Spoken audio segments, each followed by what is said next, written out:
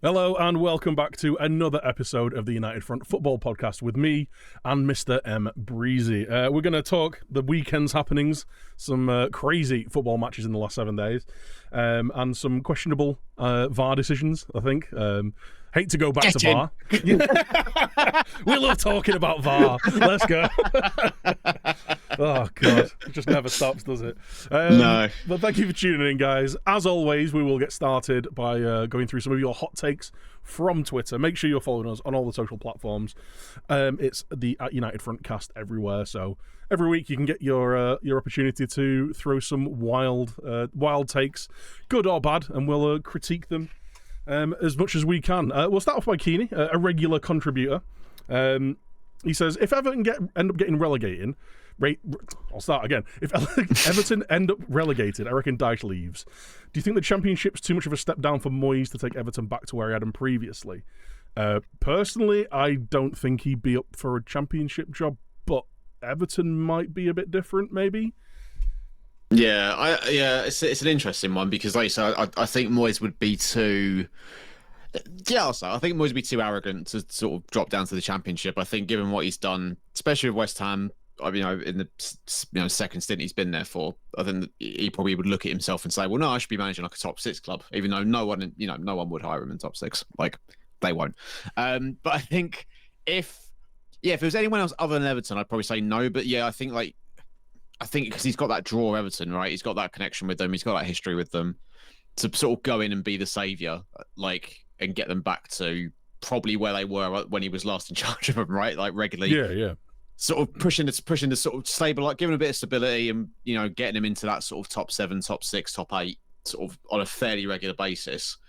And then they can obviously at that point, if that does happen, they can look to make that decision where probably West Ham fans are now and West Ham are now. It's like, has he taken as far as we can go? Or should we maybe try and, move on and get somewhere else? But yeah, I think if it was anyone else, I'd probably say no. But Everton, I think he would probably look at that and go, yeah, I could come back and be like the hero here. So yeah. I could definitely see it.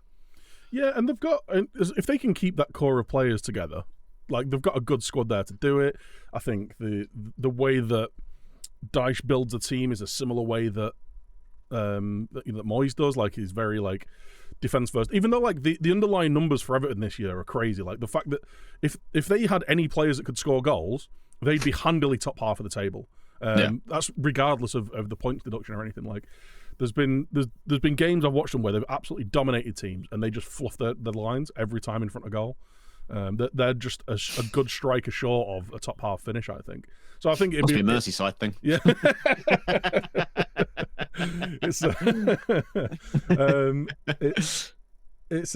I think it's a bit of a false position for them, and obviously they've had the points deductions as well. Another 2 points today's been taken off.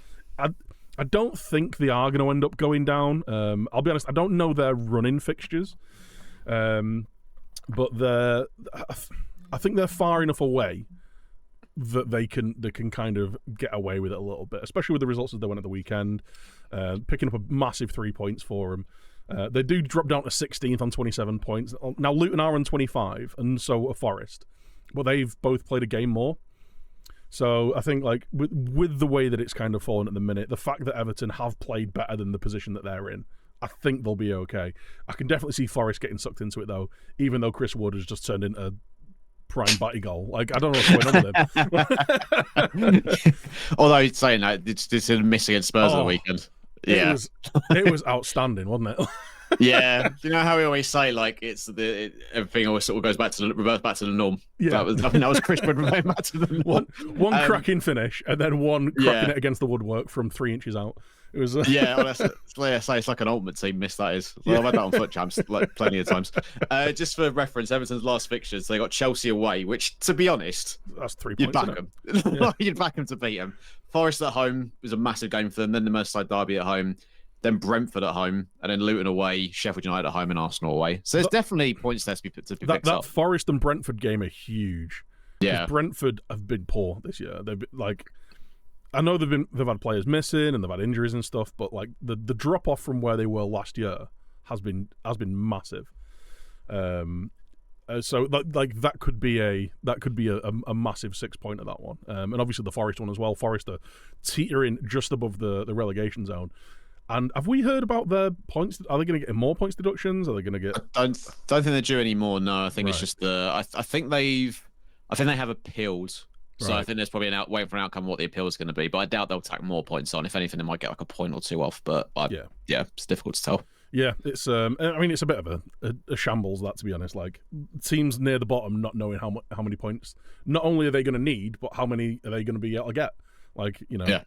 I do kind of feel for the teams down there. It feels like it should have been a points deduction at the start of next season rather than just drip feeding points and giving them back and all that kind of stuff this season. But apparently the Premier League recommended this. So like, I think I saw something today. The Premier League recommended like deducting like another 8 points or something like that. But someone broke it down from the like official like minutes and stuff that came out of it. I think in total across both charges, the Premier League have recommended like 17 points off Everton this year. Bloody Obviously, hell. that's not what's happening. But bearing in mind, if you enter administration, it's 8 points deduction. Yeah. So it's kind of like, where's the where's the joined up thinking with this? Like, yeah, but again, and I know we harp on it every single week, but if that's what the Premier League is recommending for what Everton have done, and you've got these City charges looming, like anything other than like sticking them in like the regional divisions at this point is not going to be seen as acceptable. just sell them, just liquidate them. They're just putting way more pressure on themselves to get that punishment right.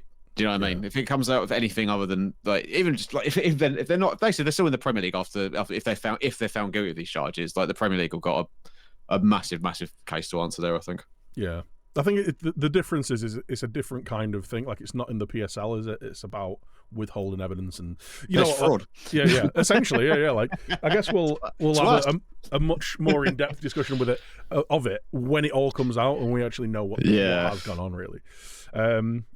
So TLDR, I don't think he'd go down to the Championship, but I don't think Everton will be in the Championship. And I think given a full run at it next year, I could see Everton being comfortable mid-table, pushing a bit higher with Dyche in charge. Yeah, I think that's fair. Sticking with Everton, Scott Chapman's come in saying, do you think Everton have hard... I mean, we've kind of just touched on this. Do you think Everton have been hard done by because they'll be only team punished twice in one season? As Premier League will be punishing teams season by season from next year. They just caught up this year. A little bit. I mean, like I just said, it would have made more sense for it to be a total points deduction at the end of the season. They could have announced what the points deduction will be, then it gives Everton a chance to kind of challenge it before the start of next season, rather than being put in the situation they are. And it's the same with Nottingham Forest for me. I guess the only argument against that is if it's a team that ends up getting relegated, they get points taken off them for the Championship next year when it's a Premier League rule? Like, I guess they've got to try and enforce it with, like, in the most transparent way, because it is a Premier League rule. It's not a football rule, isn't it? Like, it's not like or is it like, okay, well, if you come back up in 2 years, then you're going to get points taken off you then, like that, then you're going to get the argument that it should have affected other teams. But yeah, I think they have been pretty hard done by. But at the end of the day, like, they've still broken the rules. The rules are there. Like, it's not like the Premier League have made up the rules to punish them. Like, they've broken the rules, and you've got to take the punishment for it, right? Kind of moving on from the points deduction and Everton chat. Again, near the bottom of the table, one of the favourites to go down. Rob Edwards, obviously the Luton manager. Wally says, Rob Edwards deserves Manager of the Year if Luton stay up this season, considering the pre-season expectations and the strength of the squad, even with the points deductions around them. If Luton don't stay up, we'd see a top 10 Prem team going in for Edwards in the summer. I've made my thoughts known on Rob Edwards all year. I think he's doing an unbelievable squad with essentially a Championship side, and not even a top Championship side at that. Couple of decent players in there. Obviously, Ross Barkley's one that stands out. He's been exceptional. But I think it's more of the collective rather than the individuals. He's got them set up really well. They play good football, like, with the players that they've got available. And yeah, I think if they do end up going down, he will be a wanted man. I don't necessarily think top 10. I think that might be a bit of like, I hope he warmed up before that reach. But definitely a Premier League side. I think he could be, for one of those mid-table teams or lower mid-table teams that wants to take a step on and kind of get the most out of their squad. He's shown he can get the most out of the players that he's got available. I could see him doing a really good job at a Palace or equivalent, like, kind of team that aren't really going to be going down but need to kind of push on. And there could be some jobs available like that come the summer. If the Brighton job's available, if De Zerbi leaves, what's going on long term at other clubs. Like, is Brentford going to be needing a new manager? Like, those kind of teams, I could definitely see him being front and center for those kind of clubs. Anyway. Yeah, I thought Palace would be like a nailed-on one for him. Obviously, they've gone and got Oliver Glasner now, and I think he's I know they haven't won loads of games since he's come in, but they look instantly better. Like since Hodgson was there, and game. Like, yeah, they really did. And like, obviously, I know a bit of Glasner from obviously managed Frankfurt, but they knocked us out the Europa League a couple of years ago, and they do play. Like, it was one of the few teams that have come to the West Ham play in Europe. I've sort of looked back on and go, yeah, they really just destroyed us. It was just the system was so good. Yeah. So I think they'll be fine under Glasner. But in terms of Edwards, yeah, I think like you say, Brentford's a good shout if Frank ends up moving on in the summer, or if they have another bad start next year. That could be something that they look at, or like if Marco Silva moves on from Fulham in the summer. Yeah. Like there's potential there. So. I think with those kind of managers, I think they're in the line to be getting poached for the next thing up. Like I could see like quite a lot of managerial moves this summer, like depending on who finishes where, who ends up taking over at Liverpool. Like, there's obviously other jobs around Europe that need filling as well. There's a lot of really managers with really high pedigree in the Premier League at the minute, and I could definitely see some of them getting poached for much bigger jobs, and that'll open up places like Thomas Frank, who has overachieved massively with the club he's got. Obviously had a poor season this year, but I think he's a good manager. Like you say, Marco Silva, like maybe he's up for bigger things, maybe even De Zerbi, even though I think the shine's come off him a little bit. I think he's still kind of held in high regard by a lot of people. So Rob Edwards, I think he will be in the Premier League next year, and maybe with Luton. Like, we'll see what happens. Like, they're massive 3 points for them at the weekend. They've got a fighter's chance, like especially with the points deductions around them, and with Everton and Forest kind of like hovering just above there. It's going to be an interesting last few days of the season. Yeah, it really is. Like I said, they're level on points with Forest currently.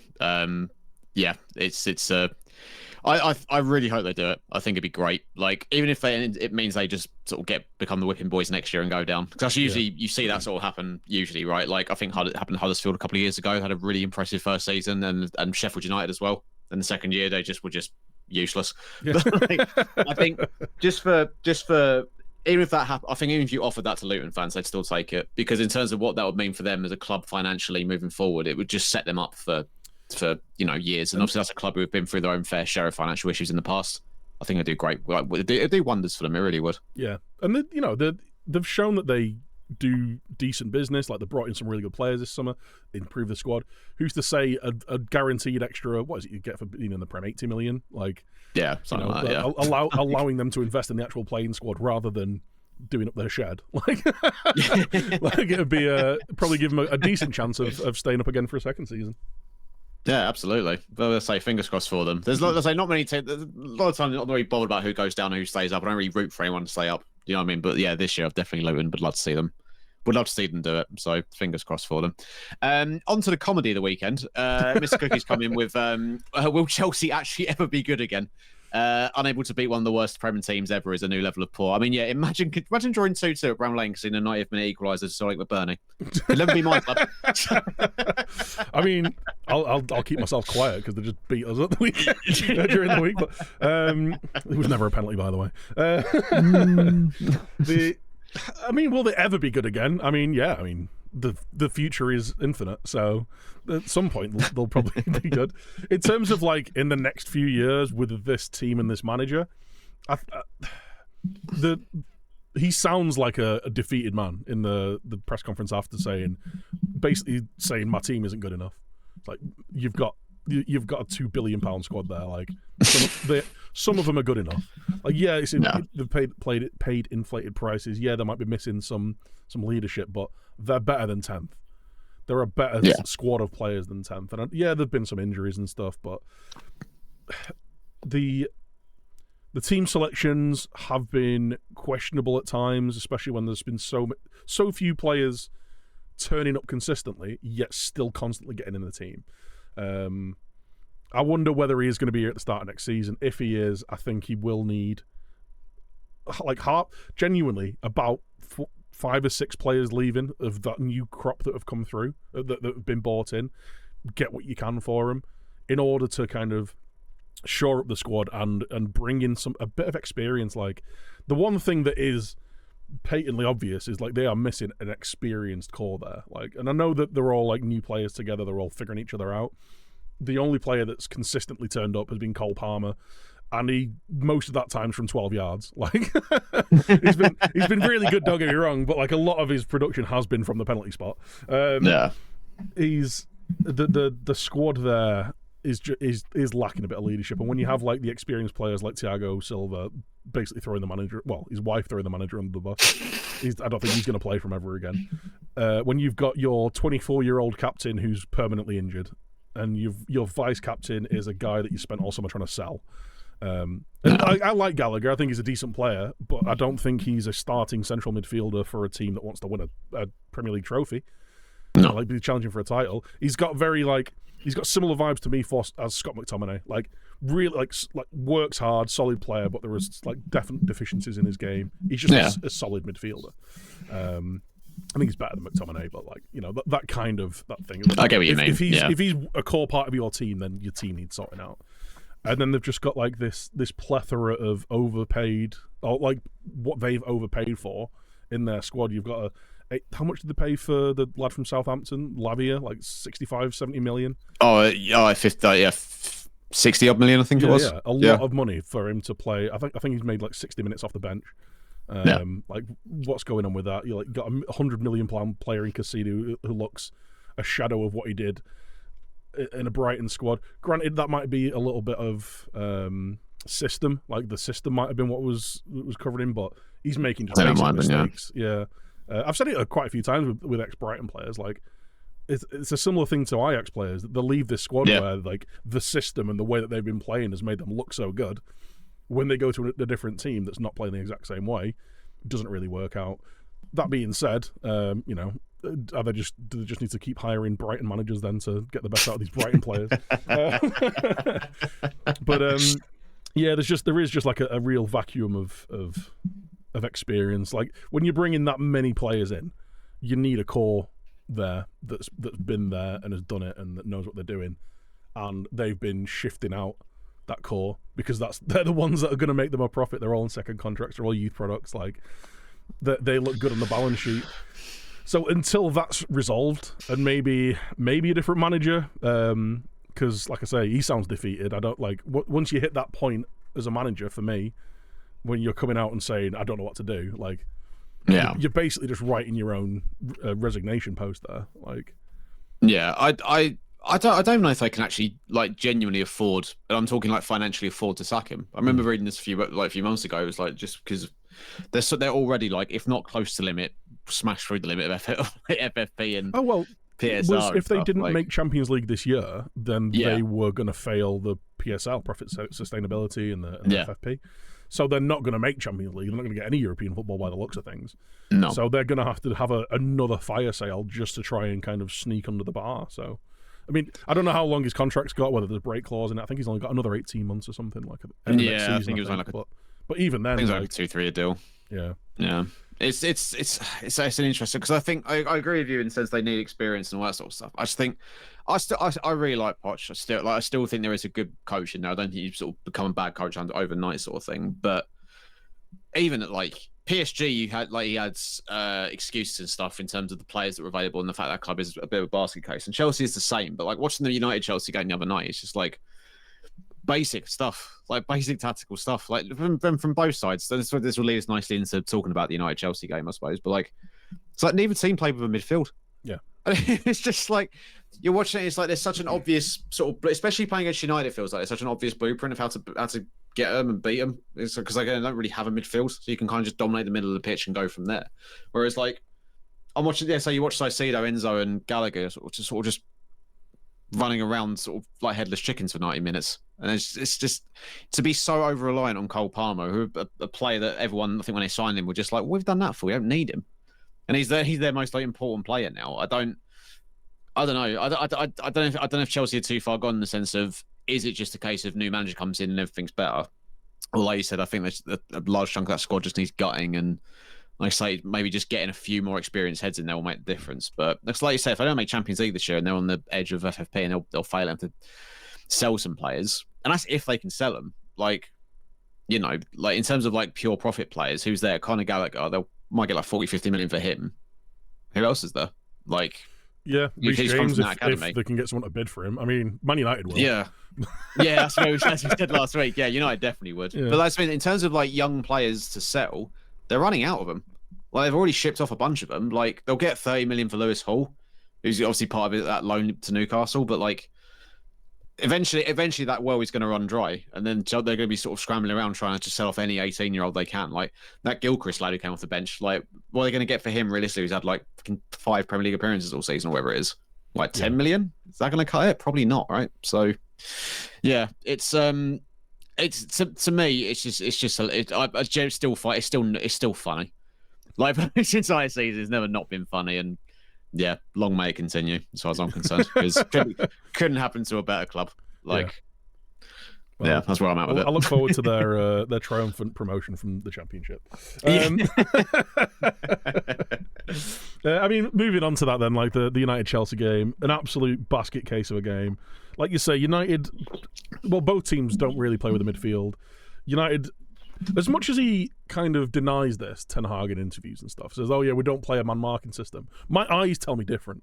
Like, each midfielder just sticks to their man, which is why as soon as like one of them, you can just so easily pull the midfield apart. Defensively, like the back four, pretty compact, like pretty stick together. But when there's nothing in front of you, all you're doing is having to defend wave after wave after wave, and you see it in the amount of shots that are taken. And I did say on my Discord at the weekend, like there was a lot of low quality shots that are taken, which is why there are so many shots taken.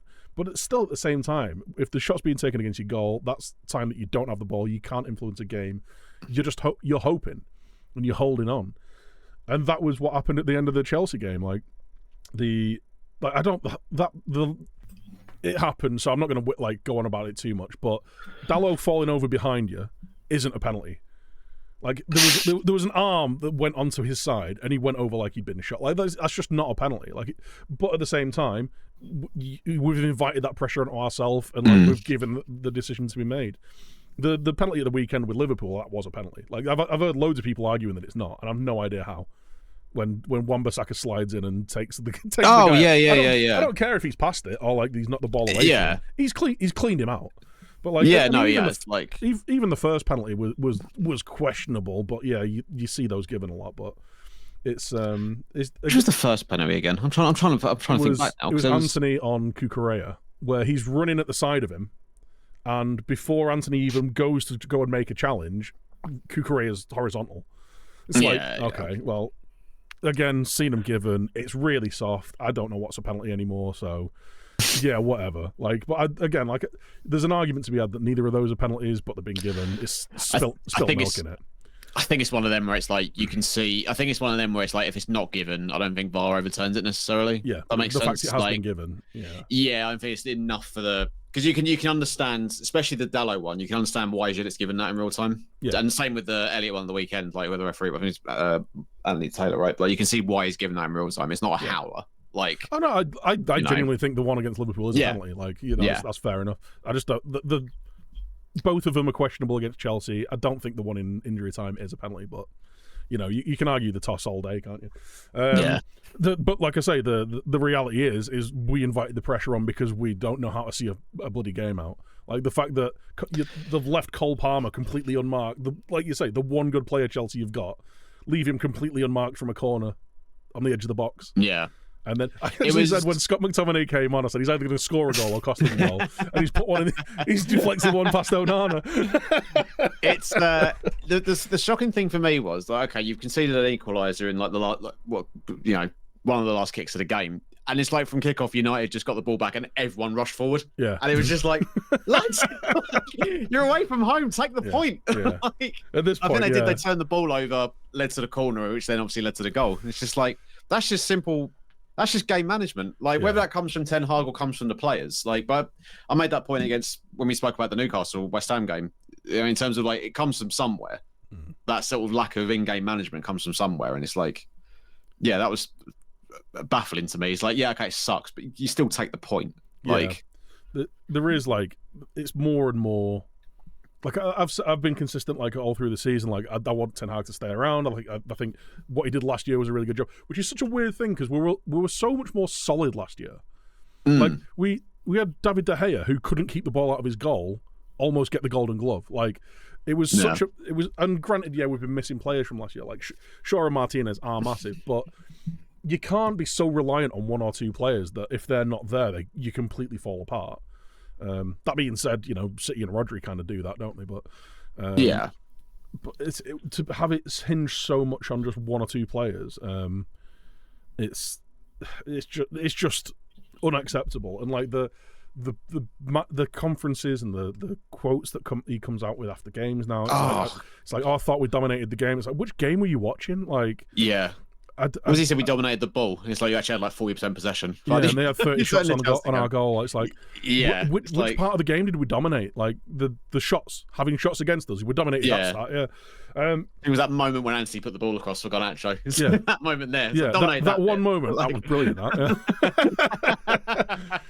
But there was that, and like there was a lot of players who just looked like they were phoning it in. Like Rashford came off the bench, looked like he couldn't be, like just didn't want to be there. Like that counter attack. Oh mate, when Anthony is who was in the last few games has actually started to show up a little bit, right? When he's been sprinting back and forth all game, and he's on a counter attack, takes it past a couple of men, and Rashford just jogging up. It's like, give him an option, Jesus!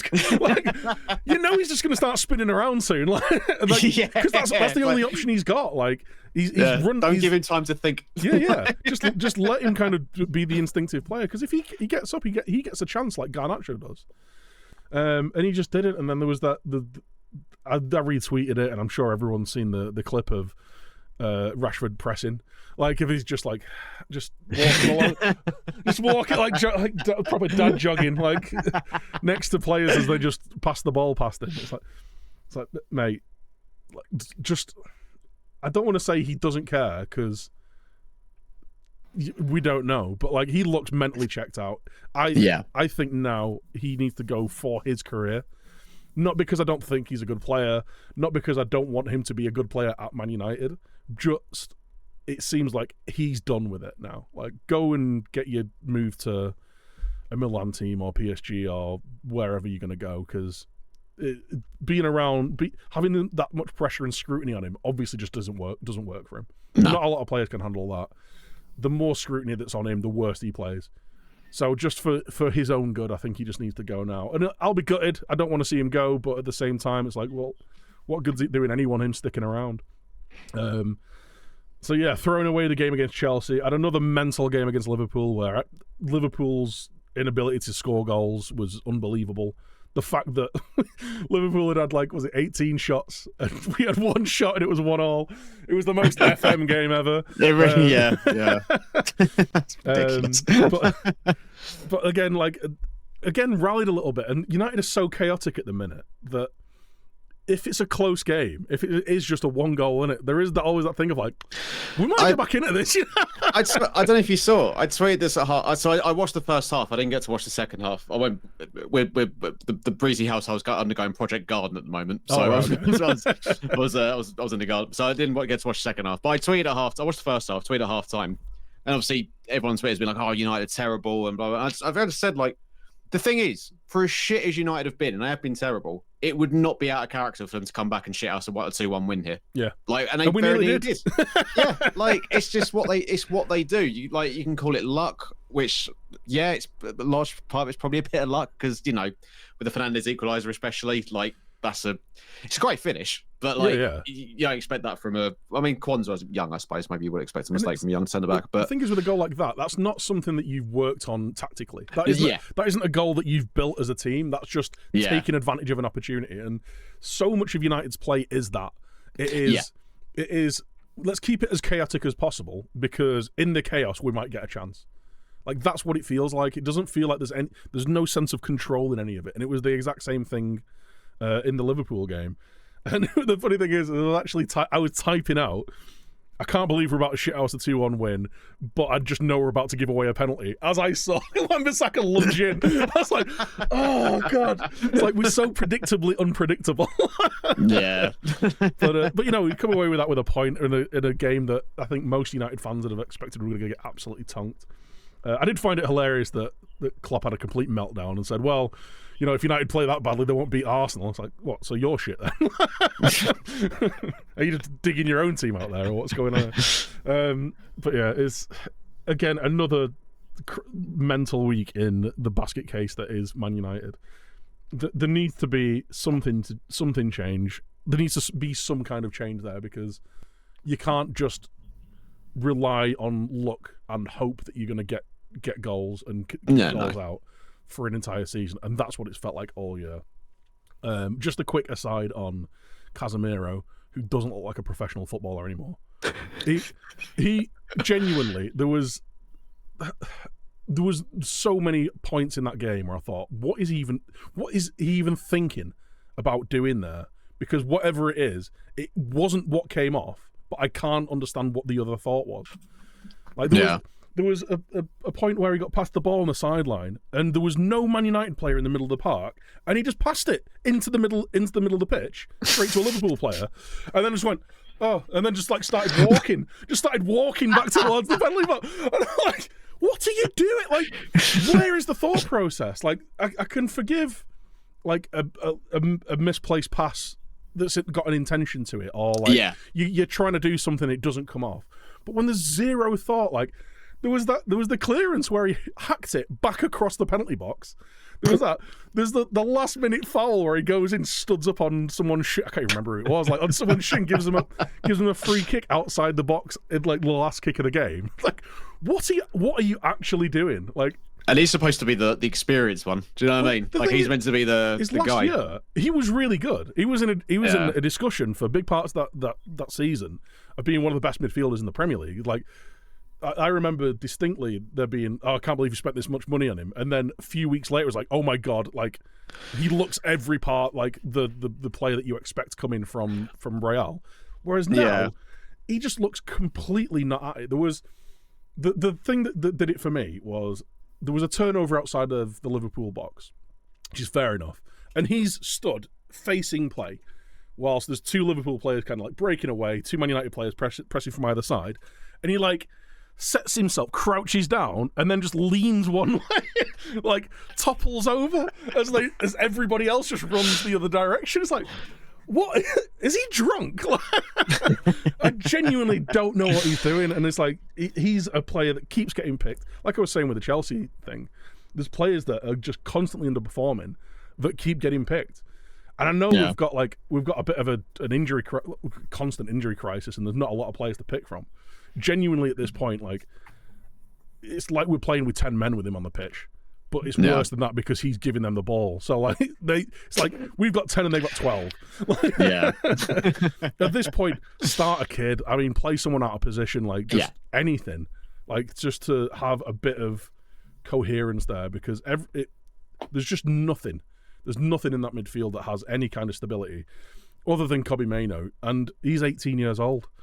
Like, we can't expect him to be the guy dictating play in the middle of the park, because it's just too much pressure for a guy that good.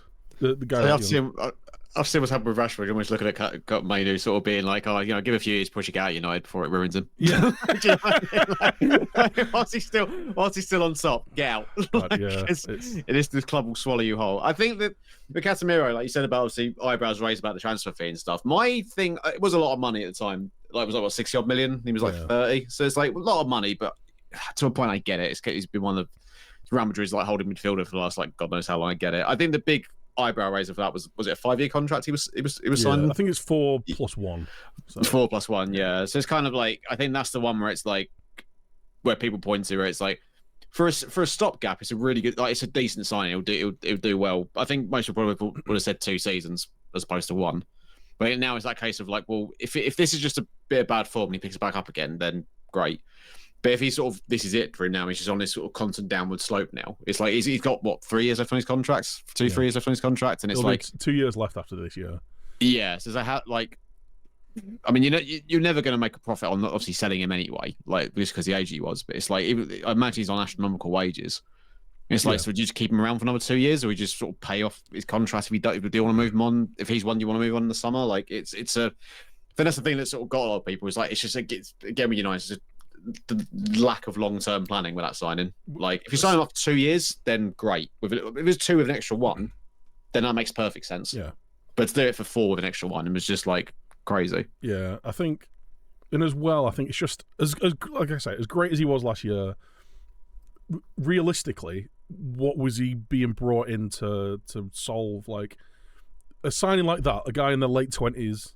I think he was 29 when we signed him. I think he's just about to turn 31. It's 32. Oh, is he 30? Oh, yeah, 32 now. Like that could have been we're just missing some like an anchor in there. Like like put him into that Arsenal team. That'd be brilliant. Having that kind of player in there, someone where you just need that finishing touch, that like something to just get you over the edge. At Liverpool, screaming out for an experienced central defensive midfielder.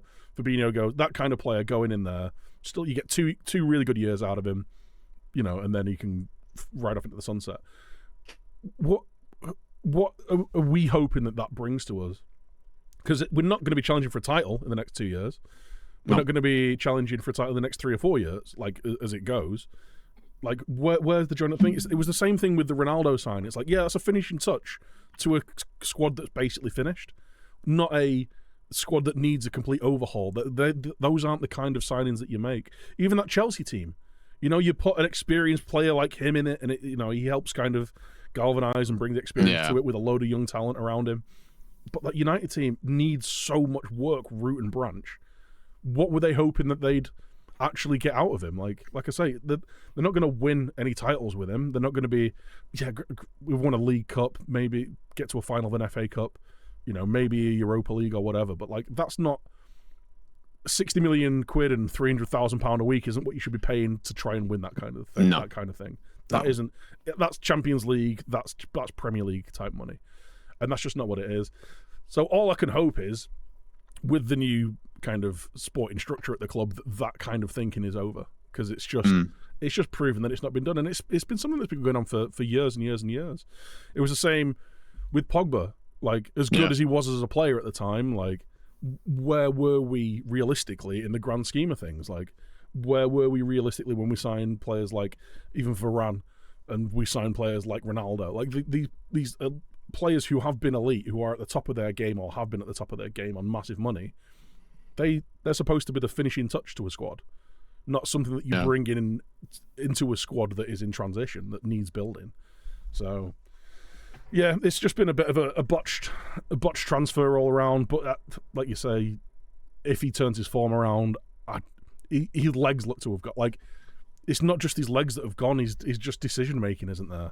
And I don't know whether that's a personal thing with him. He's just kind of like tossing it off. He's like, oh well, I'll just try and influence the game in any way I can, or whether it's a tactical thing where Ten Hag's literally just saying, go do what you want. Like, who knows? Like, that's kind of what the midfield are playing like.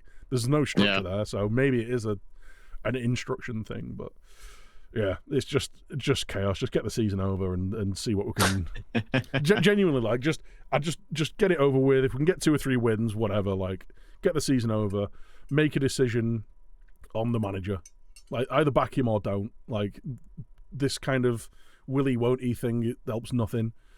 Because the same way that I think, like, Liverpool putting off announcing a successor is going to hit them in the transfer window, because players aren't going to want to sign not knowing who the manager is. It's going to be just as bad at United, or well, even worse at United, because Liverpool have got a better squad. It's going to be a lot of hitting and hoping in the summer. So I think a decision needs to be made now. Even if it is a case of they come out and say he's going to be our manager next year, then at least players who are coming in know what they're working with. Absolutely. Yeah, it's just, I'm laughing. I think me and you are in pretty much the exact same state. Yeah. As fans of our clubs at this point in the season. Like, I think that leads us nicely into the West Ham win at the weekend. It was a win, so I should be happy. But I'm kind of where you are. I've been like it for the last couple of months now. Like, I'm just like, I just kind of want the season over and done with now. Like, and it's weird because we are having a good season. Like, by our standards, 7th in the league, got a Europa League quarter final coming up this week. Like, it's going all right, but I'm just I've had enough. I'm at the end of my tether with it all. But like I say, got the win of the weekend, so it could have been lucky to. Could have been a lot worse, especially based off the first half performance where it was utter shambles. It feels very similar to United in not quite as a chaotic way, but it's like winning games through luck rather than design. Like it's like, okay, we'll set up to try and not lose, and then hopefully one of these guys hopefully we can score a 87th minute corner direct. That might be the plan. Yeah. That generally might be the plan. Yeah. He's such a weird player, James Ward-Prowse, because like I don't think I've ever seen a player that is so unbelievably elite at one very specific part of a game and so distinctly average at everything else. Like, he's fine. He's, as a squad player, he's fine. But for some reason, somehow, he has just got, like, when the ball's not moving, there's no one better. Yeah, basically. He's a special teams player, is what he is. I actually think he's the living embodiment of David Moyes' football, like in a football player. Do you know what I mean? Like that probably is like. he is the make the most of set pieces on Football Manager. Yeah, he's overly cautious. Doesn't ever really want to take that, like let the shackles off. Unambitious.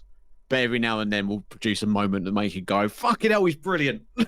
His best season that I can remember was when he was in that Southampton team that were definitely going down. And they played him in a number 10. And he was mega. Yeah. It's like, because he just thought, oh, well, I'll just do whatever. And a lot of it came off then. But I do wonder, because he reminds me, in terms of, like, if you remove the set pieces, in terms of how he plays, sort of steady Eddie type midfielder, he reminds me a lot of Mark Noble. And, like, the difference is, so when he's at Southampton, obviously, he's local to the area, he's come through their academy, he was Mr. Southampton, right? And he was captain. Those sort of players are always going to end up giving, like, especially in those sort of relegation dogfights, always going to be the ones the first ones to sort of step up and go, right, no, I'm grabbing the games by the scruff of the neck here, I'm going to drag us out of this. Which Noble used to do for us all the time, like even when he wasn't captain. Whereas I think now, if I do look back and think, and Noble had some good qualities to his game, but he was never good enough to play for like a top six side, or like not regular. He wouldn't have got into, like, I don't know, a team challenging 7th and 8th. He wouldn't go into their team regularly. He'd be like a handy squad player, but he was like a mid-table midfielder, right? So I wonder if you took him out of West Ham and put him in another sort of mid-table side, if he would just look very average, whereas he obviously had times at West Ham where he looked mega because he's given it everything. And I wonder if that's a similar thing with Ward-Prowse, where it's like, not that he doesn't care, I believe he does, and it's not a case of he doesn't work hard enough. My biggest frustration with him is I've seen how good he is in terms of passing the ball, and not like from open play. There was I think Alvarez scored a goal for us in Europe like before Christmas. Ward-Prowse pinged a really lovely ball over the top, like Paqueta-esque ball over the top of the defence. He just doesn't do it enough. The amount of times he picks the ball up, looks, and just goes, I'll just get back to the centre back. Yeah. Just like, it's when like he's so like Zuma, like. Yeah, and it's just like, it's like stat padding. It's like, oh yeah, but look at his pass percentage completion. He's like, yeah, but he's not doing like what are those passes doing for the team? Yeah. It's like Paqueta can be frustrating because he'll try and ping like a 60-yard ball to someone, and it might go out of play every now and then. But it's like, at least one, he's capable of doing it, and two, if he tries it a couple more times, it's gonna come off eventually. It's like Bruno Fernandes is really similar to that. Like, when you're losing the ball or things aren't coming off in the final third, it doesn't matter. It's far away from the goal. When you've got someone in the middle of the park who can affect the play, like and he's not doing it. He's just doing the, like you say, the stat paddy type stuff. It's just what's he bringing to the team?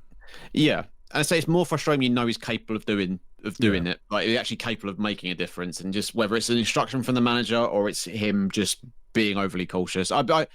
If someone else did come in next season, and it was someone who's a little bit more like, get the ball forward, like a little bit more. Like, I'd be interested to see how that would affect his game. But I don't think he's, aside from set pieces, I don't really think he's had much opportunity to really shine all that much in a David Moyes team, which is mental when you think Moyes was desperate to sign him. Like, that was his guy in the summer, and it's like, so was Calvin Phillips. So yeah, so I think it says a lot about Moyes' talent ID in the last couple of years. But no, look, obviously, really, first half was an absolute shambles.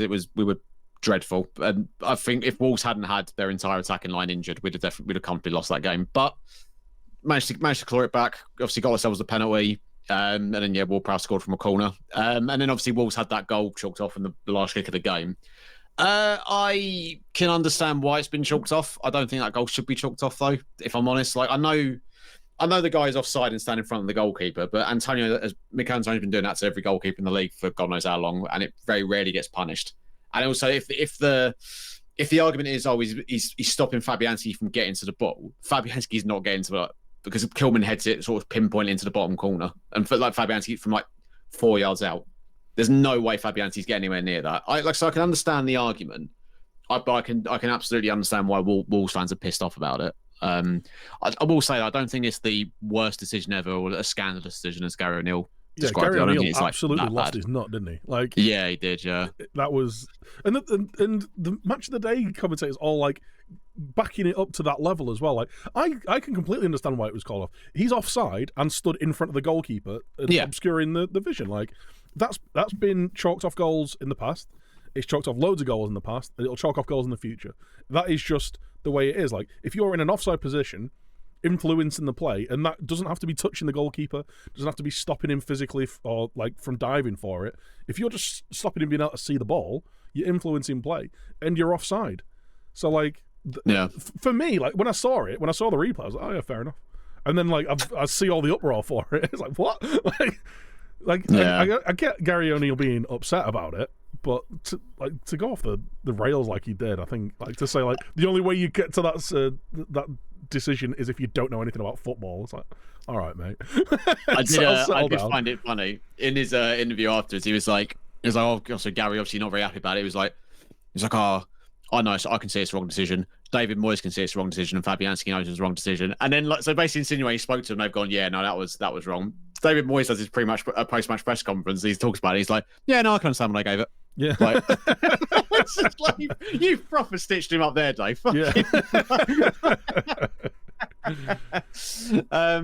But yeah, so like I said, I'm kind of at the point of view on in terms of the season. Like I said, I'm bored of the discourse around the manager and who the manager's going to be next year, and is he going to stay, is he going to go, and all this nonsense. And like, it's the football is just so painful to watch. Like, I can't. I think when he first came in and you think of the players we had at the time, like, I think it was acceptable then to play that way because we didn't have a very good squad. Like, it was a means to an end, and we were picking up results. Plus, I think now when you've got like Lucas Paqueta, yeah, granted won't be here next year, but you got Lucas Paqueta, you got Mohamed Kudus, Jared Bowen, Edson Alvarez, like Mavropanos looks like a really solid centre back. Emerson's really been one of the best left backs in the league all year. Ario's a brilliant goalkeeper. Like, there's a real spine of a really good team there, and it's just like when you go into games, you're still thinking, oh, well, we can nick something on the counter attack. Like every game, like some games, fair. If we're playing Arsenal or City or Liverpool, whatever, I want us to play that way. But when you're home to Crystal Palace or like away at an injury-stricken Wolves, it's just like you really can't just get our first gear and like let the shackles off a little bit. Like, I don't know, it's just it's a chore watching West Ham at the moment, which is the sucky thing. Yeah, and like you say, it's a similar way that I feel like not knowing. Having no idea like how we're gonna play because it is all based off rolling a dice. Like there's no patterns of play. There's no kind of consistency in how the team plays. Like we're inconsistent in our consistency. Like, yeah, how are we going to score today? Is it going to be a 40-yard chip over a goalkeeper? Is it going to be a direct corner? Like, you know, like the same kind of things. Like there's that hope that you're going to score rather than the plan for it. And yeah, it's like you said. I think you said with United, it feels like you're relying almost on sort of moments to happen in games for you to sort of create something. It's like it's almost like we're relying on our own players to just produce. Like, say we're relying on Paqueta just to have a worldie of a game, which doesn't, like, as good as he is. Like at the weekend, I thought he will just have the odd game where he just doesn't look arsed, and that happens with fair players. But like, or you're hoping Mo Kudus can beat 5 people with one dribble and score a goal. You're hoping Jared Bowen can pop up somewhere in the penalty box and score a goal. Like it. So there doesn't seem to be any sort of cohesive plan, and it was interesting. I listened to it was Flav, who's does the podcast with James Alcott, was talking about. He came up on that, and he was saying like going to watch Spurs over the last couple of years felt like a chore because obviously they had Conte in charge and it was Mourinho. It was kind of like, well, no one is guaranteed success. no matter what type of football you play. Like no team is guaranteed anything.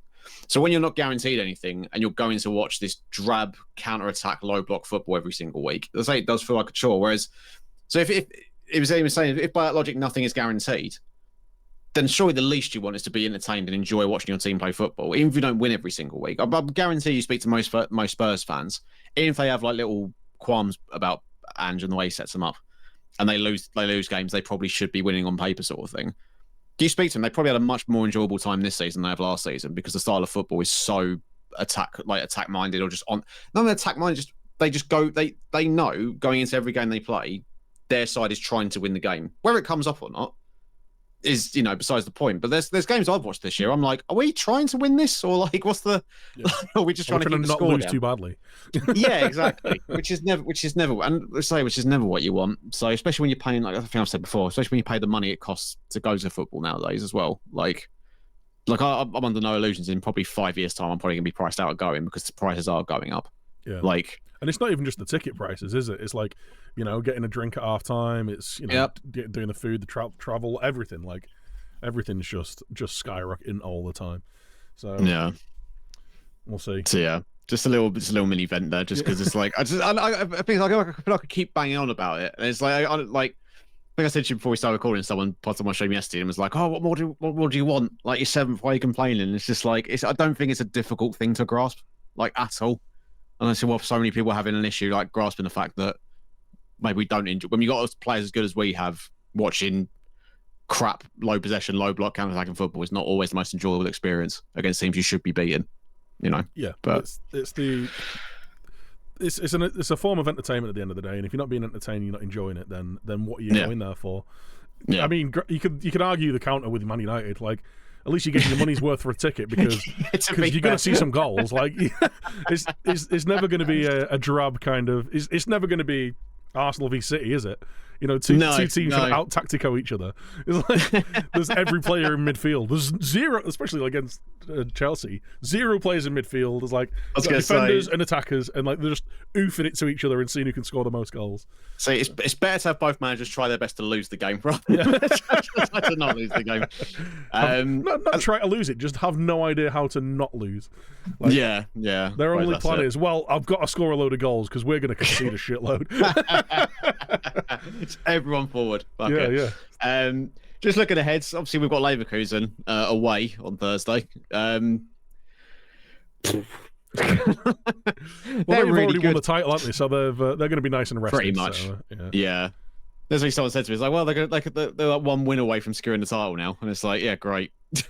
cheers, Bayern, you fucking wankers. But yeah, I don't know. Like I think I said before, if there's any team who is capable of somehow doing it and ending their unbeaten streak, it would be West Ham. But I'd be lying if I was sitting so confident. I'm dreading it. So we'll just have to wait and see how it goes. This will you get to watch the best team in Germany. So yeah, true.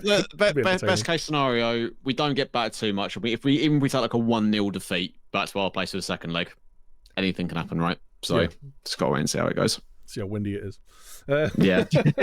We'll end on obviously, as you say, looking forward to the end of the season. It's the last 7 or 8 games of the season for most teams. I mean, 6 or 7 games for most teams now. And it is a genuine 3-way title race and a genuine relegation race as well. But there's some good narratives being thread. Like all the top 3 are unbeaten in the last 6 games. There is 1 point between the 3 of them, between Arsenal, Liverpool, and City.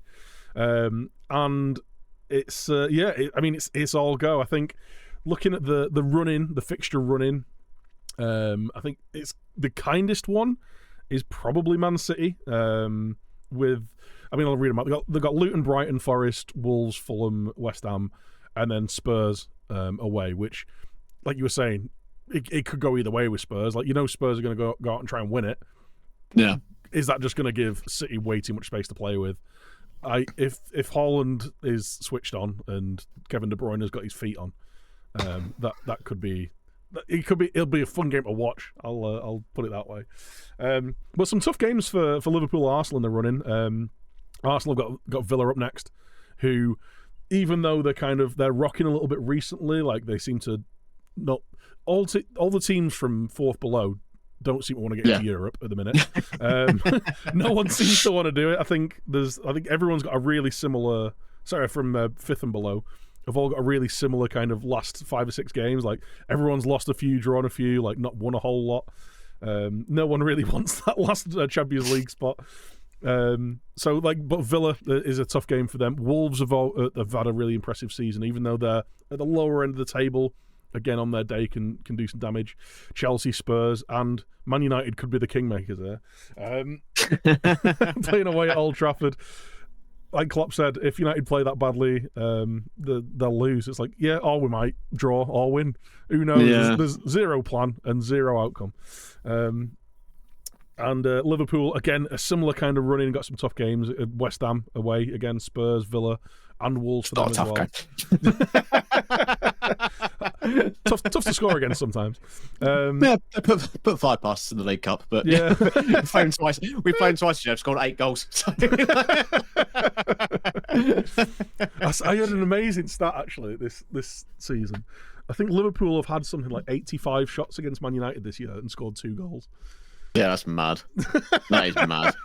I think it's. I think Carragher said, didn't he? I know obviously there was the 0-0 at Anfield, but I think Carragher said, there's something about Liverpool going to Old Trafford. Like, it's just you almost can't take form into it. Like, I know there's 7-0 and stuff, but like, the thing is that they had 8 shots.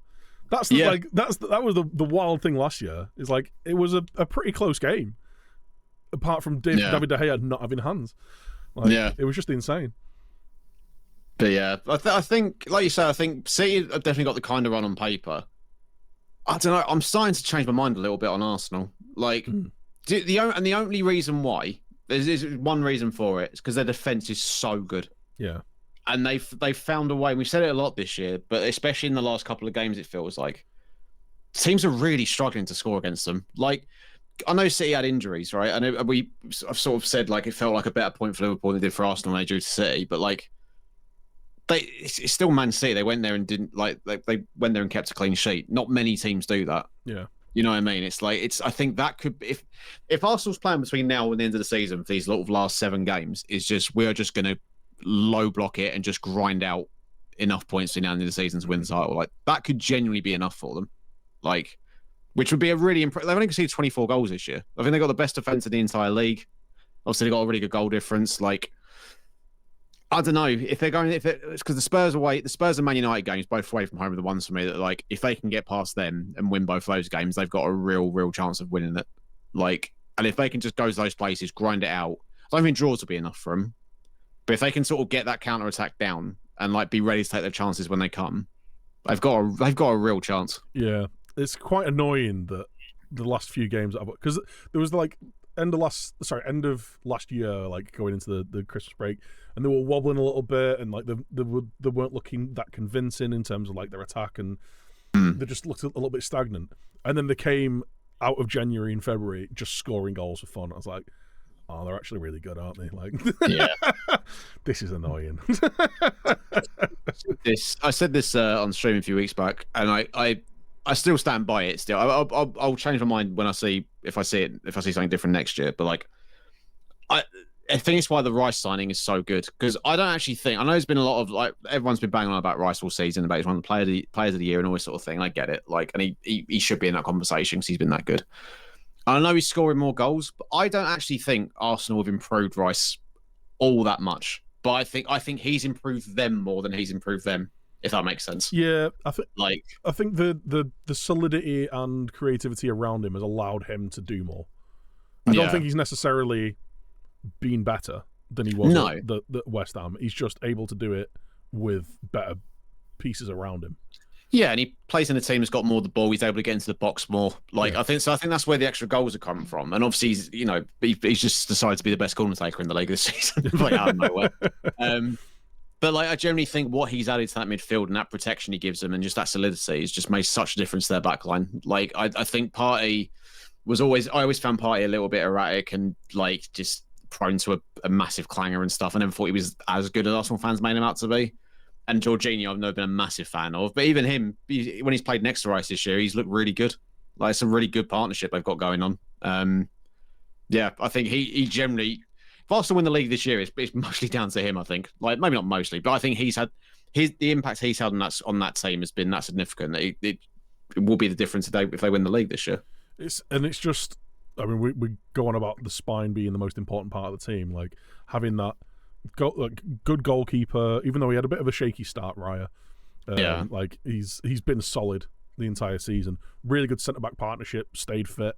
You got Declan Rice in front of there. You got Ødegaard, who's one of the better kind of attacking midfielders in the league. Like you've got that spine, like where you know what you're getting out of it, and it allows other players to flourish around them. Yeah, no, absolutely. And I think if they don't do it this year, I think they've got a really. I think they'll come. If they don't do it, it'll be really close. Like I don't think they'll collapse like they did last year. I think they'll miss out by like a point if they don't do it, or a point or two.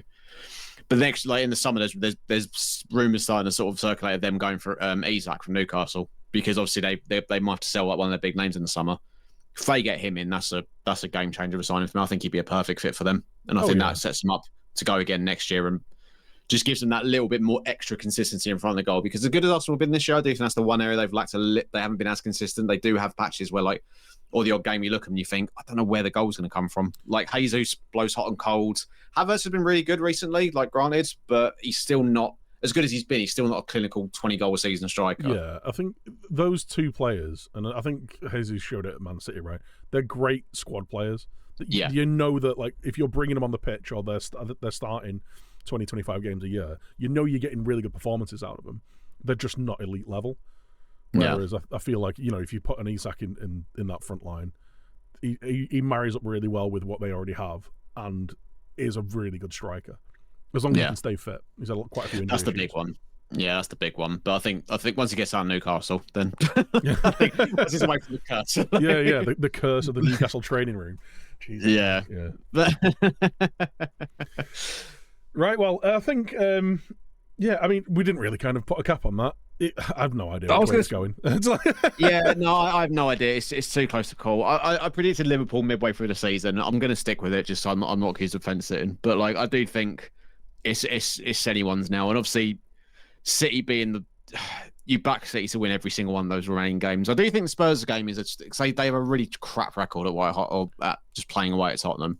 I think that's a potential banana skin for them. Yeah. All the other ones, like say Luton, Brighton, Forest, and Wolves, and Fulham, like they should dispatch them quite comfortably. I think that's the thing for me is like Arsenal, Liverpool will probably win most of those games, but I can see Man City just going just doing that thing that they do at the end of the season, going, oh yeah, let's just win all the games now, then shall we? Yeah. And they'll just win every game. The only thing is they have got Real Madrid coming up in the Champions League, so that's it. There is that. They've got Chelsea in the FA Cup as well, so like that they are tough games around it. But I think in terms of the Premier League games, I mean, if you've got the quality of the players that they've got available, you know, and the winning pedigree, that's the big thing, isn't it? Like, you've got players who know how to win and know what winning means, then you'd think they'd get it over the line. But it's gonna be fun. It could genuinely go down to the last day of the season, and I kind of hope it does, because I really do. It could be a case of Luton, Forest, Everton, maybe even Brentford could be all playing to see who stays up, and it could be a three horse race on the last day of the season to see who kind of who wins the trophy, who wins the title, or who bottles it, or who does what. So it's the most entertaining end of the season that I can remember in ages. It's been so I think as a whole, the season's been great. Like it's just like I said, it's just been little battles all over, like all across the league table, really.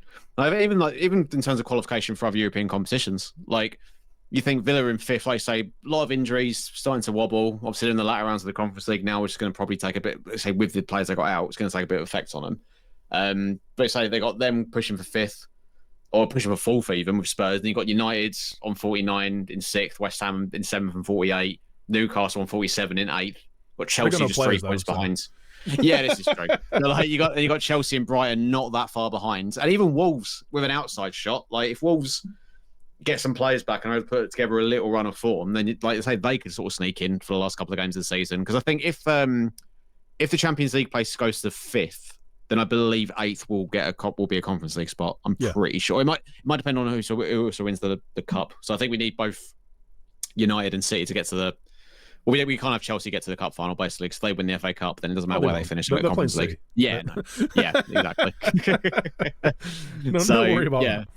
Yeah, so it's a like I say, and then once you add the relegation battle into that as well, it's a mad old. You know what's mad? Just plot. Burnley are only 6 points off the drop of safety. That's insane. That's absolutely insane.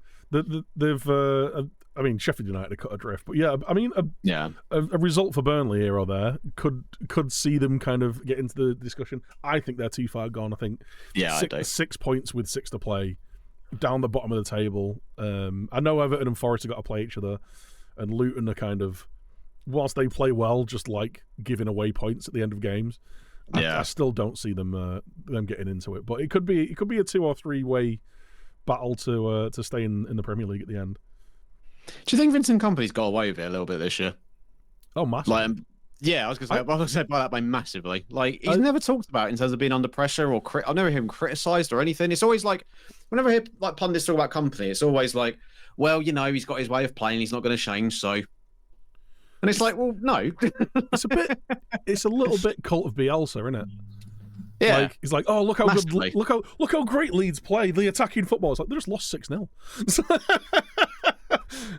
It's great, yeah. They've got no players in defence. It's great to watch, but that was always the thing with Bielsa. Like, it worked the first season, but like the second season where they were just conceding. They were dreadful.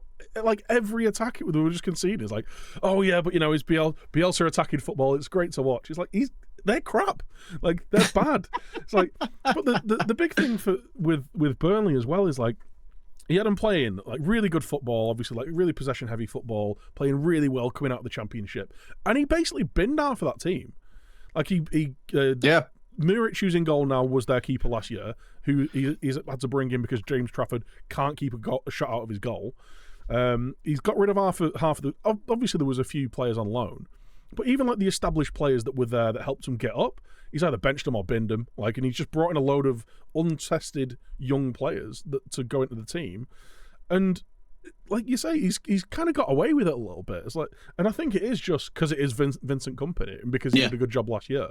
He's just being given a bit more leeway than anyone else. Whereas, I mean, maybe it's just because he is, you know, a former captain of a title-winning side. Like you've seen you've seen Lampard getting kind of, you know, getting things swept under the rug when they're playing crap. Stevie G, like, you know, everyone was still in love with him when he had Villa playing like relegation candidates. Like, maybe it is just because he is a big name in football, and like you want they want.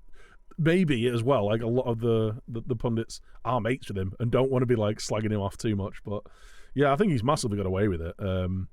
It seems from the words inside, like from what I understand at the club, like the board love him, so he's not going to be losing his job anytime soon. Even if they go down or when they go down, they're going to give him the chance to bring him back up. But it's wild that like 12 months ago he was being talked about for the Spurs job. Yeah, that's the thing. That is mental. That is so wild. And But it's like, even like the Trafford thing, like say Muric was decent from, like, I would have said the one position he didn't really need to change the Burnley last year was goalkeeper. They brought in a League One goalkeeper for 20 million just because he's from City and he's like, he won the under-19s of England. Like I don't have a problem with him coming in, but to throw him in from the get-go and just sort of like not even give him a chance, like give him a chance to earn his place sort of thing. It's like, it's always, if they signed him to be like one for the future, you know, Muric is our number one for now, but we think Trafford's a really like up and coming goalkeeper. We're gonna, you know, put our faith in him eventually, sort of thing. And then Muric makes a couple of mistakes, then you bring him into the team. Sort of what Arsenal did with Ramsdale, right? Yeah. Brought him in to be number 2, and eventually just sort of slowly sort of got him into the first team. But so chuck him in at the deep end from them. Yeah, and then fuck him off. But like, I haven't got a correct decision. But like to try him in at the deep end and to stick with him for as long as he has is the most baffling thing. Where it's like only a couple of games ago he's brought Muric back into the fold. It's like, really? Like, you've only just now clocked your goalkeeper's not very good or not ready for this level of football yet? Like, that's insane. Mean, to be fair, Muric did just give Everton a goal at the weekend.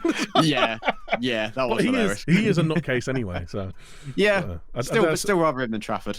Yeah, it's... I mean, it was worrying when the England squad, like when it was had to pull out now. I can't remember who it was. Sam Johnston's pull out. It's like, James Trafford's the next one up the cab off the rank. It's like, oh God, we have no depth. Yeah. The next cab off the rank is the worst keeper in the league. Yeah, I'd rather just call Jack Butland back up, to be honest. Yeah, just yeah. like, where's Fraser Forster? Is he still at Spurs? yeah, is he talking about? At least he's I know massive. Joe. Yeah, I know Joe Hart's retiring. Can we just have him to sit on to be around the squad for for a month, just in case?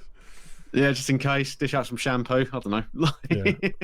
Yeah, but it's going to be interesting. If Burnley can pull a result or two out of the next few, they have got like some more. They play Brighton next, which you'd expect them to win, but they've got Sheffield United coming up.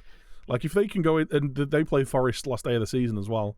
So like if they can get 3 points against Sheffield United, the other games aren't looking likely. But I mean, it's probably not looking likely for most of them down at that end of the table anyway. That's the thing. They've got Newcastle at home. That just feels like a game Newcastle will lose, like the way their season's going. Do you know what I mean? Like, yeah, we'll injure another 5 players in the next two games, and they'll be yeah. And we're getting Shearer getting his boots on, aren't they? At least not in the dugout, no. Yeah. So. Right then. Well, I look forward to the how the end of the season folds out and plays out, and I'm sure it'll get more and more exciting the longer it goes. I just kind of hope the top 3 keep matching each other's results. It's not like you don't that's want what they've been doing. Like, so you don't want Arsenal or Liverpool, where they're just a sort of, if it happens to City, great. I don't want to in the league. But if Arsenal, City, Liverpool just like lose the next 2 games, it's like great. Like, I kind of want that though. The thing is, I get it. I'm so bored of City winning the league. I don't care unless it was doesn't Spurs, count. I just want someone else winning it. It doesn't count with City. No, I suppose so. They're going to be in the conference in the next few years anyway. So. Yeah, here's hoping anyway. It's not like you got to put up with any fans online because they ain't got any. So that's very true. Right. We should when it gets into the season, we should do like a little like front end of season awards. Just dish out some awards. Like we'll find our own. Obviously, player of the season's too easy. Yeah. But we'll find some obscure reasons to give. Biggest shithouse. Biggest shithouse award. Best red card. Yes, stuff like that. Stuff like that would be great. Fantastic. Yeah, we'll get that. Actually, get your submissions in. Get over to Twitter at United Frontcast at us. Reply to a tweet. Do whatever for your best ideas for kind of obscure